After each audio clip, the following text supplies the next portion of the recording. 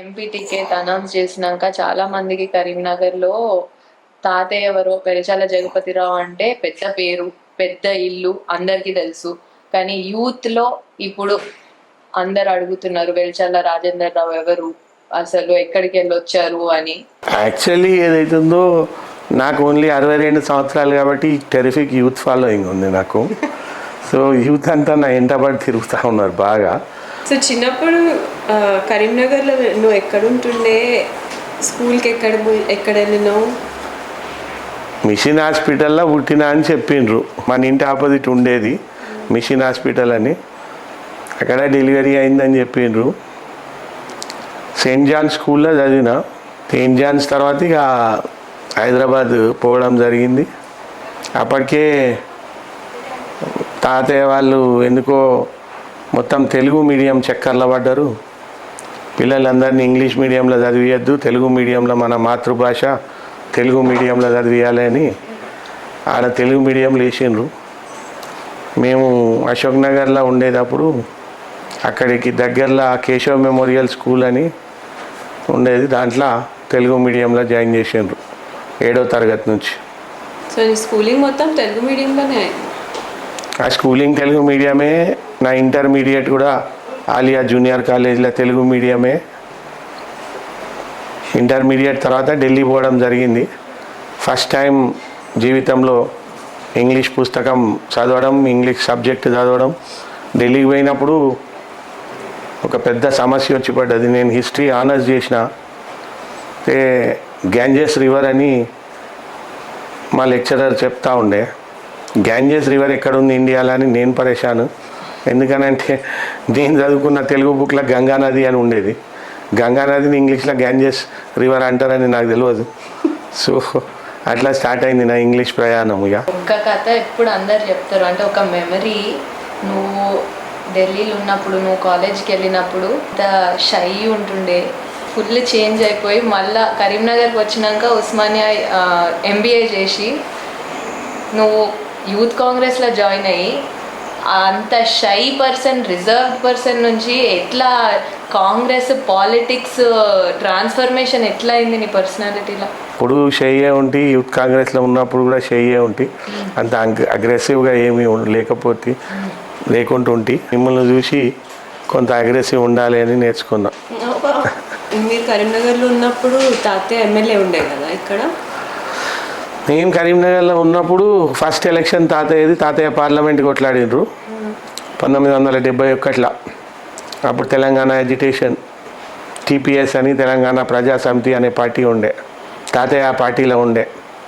మన ఇంటి మీద తెలంగాణ ప్రజా సమితి జెండా ఉండేది. కానీ కాంగ్రెస్ ముఖ్యులందరూ బ్రహ్మానందరెడ్డి, వెంగళరావు, పివి నరసింహారావు మన ఇంటికి వచ్చి మా తాతయ్య కేశవరావు గారు డిసిసి ప్రెసిడెంట్ ఉండే కాబట్టి చాలా కాలం బ్యాక్ ఆయనను బతిమలాడినరు. మీది కాంగ్రెస్ ఫ్యామిలీ, కాంగ్రెస్కి వెళ్ళి చేయాలి, తెలంగాణ ప్రజాసమితికి వెళ్ళి చేయొద్దు అని ఆయనను తాతయ్యను ఒప్పించి మన బంగ్లా మీదకి పోయి తెలంగాణ ప్రజాసమితి జెండా తీసేసి కాంగ్రెస్ జెండా ఎగిరేసి కాంగ్రెస్ టికెట్ ఇచ్చినారు తాతయ్యకు. అప్పుడు కాంగ్రెస్ సింబల్ ఆవు దూడ ఉండే, కవ్ అండ్ కాఫ్, హ్యాండ్ లేకుండే అప్పుడు సింబల్ కాంగ్రెస్కు. తాతయ్య ఆవు దూడ సింబల్ మీద కాంగ్రెస్ క్యాండిడేట్, పార్లమెంట్ క్యాండిడేట్గా కొట్లాడడం జరిగింది.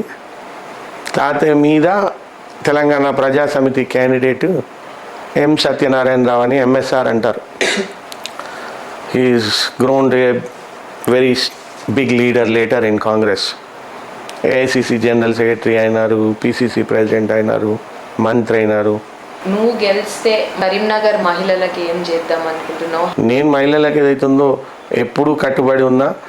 నా ఇంట్లోనే నా భార్య, నా 2 పిల్లలతో 3, వాళ్ళకి ఏదైతుందో మళ్ళీ 3 గ్రాండ్ డాటర్స్, నాకు 6. వాళ్ళని చూసుకునే ఆయాలు ఒక 3, 9 మంది. అప్పుడప్పుడు మా అత్తమ్మ, నా భార్య తల్లి వస్తే ఏదైతుందో 10 మంది. సో క్రికెట్ టీం ఉంది నా ఇంట్లోనే. ఇంత క్రికెట్ టీం పెట్టుకుని ఏదైతుందో ఇక ఆడవాళ్ళందరినీ చక్కగా చూసుకుంటున్నాను నేను. కాబట్టి ఇక నేనేదైతుందో 100% గర్వపడుతున్నా. నేను ఆడవాళ్ళకు అందరికన్నా బాగా చేస్తాను. కరీంనగర్లో ఇంతమంది డాక్టర్స్ ఉన్నారు, ఇన్ని హాస్పిటల్స్ క్లినిక్స్ ఉన్నాయి. ఒక పెద్ద మెడికల్ కాలేజ్, ఎయిమ్స్ లాంటిది ఏదైనా మెడికల్ కాలేజ్ వస్తే ఇక్కడ బాగుంటుంది కదా. వస్తే బాగుంటుంది. ఎయిమ్స్ లాంటి కాలేజ్ వచ్చేయడానికి చాలా క్యాపిటల్ అండ్ ఇన్వెస్ట్మెంట్ అవసరము. అన్లెస్ అండ్ అంటిల్ కరీంనగర్కు ఒక గట్టి పార్లమెంట్ మెంబరు, గట్టి పాలిటీషియన్ పట్టుదలతోని అది చేసి పట్టుబట్టి తీసుకొచ్చేటోడు లేకపోతే అన్ని ఫండ్స్తో పెట్టే AIIMS kind of specialised hospital తేవాలి అంటే కష్టం. ఇప్పుడున్న పార్లమెంట్ మెంబర్ దద్దమ్మ నంబర్ 1 ఉన్నాడు.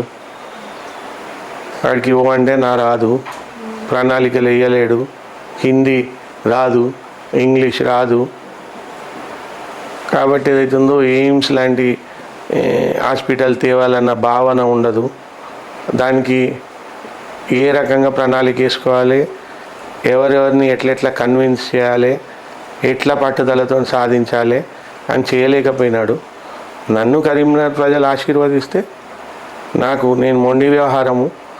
సో ఆ మొండి వ్యవహారం కాబట్టి ఏదైతుందో నేను తప్పకుండా పట్టుదలతో ఏదైతుందో ఖచ్చితంగా ఏదైతుందో దాన్ని ఏ రకంగా సాధించాలో ఆలోచించి సాధిస్తా. అది సాధించిన దినం ఏదైతుందో నా జీవితం ధన్యమైనట్టు ఫీల్ అవుతా.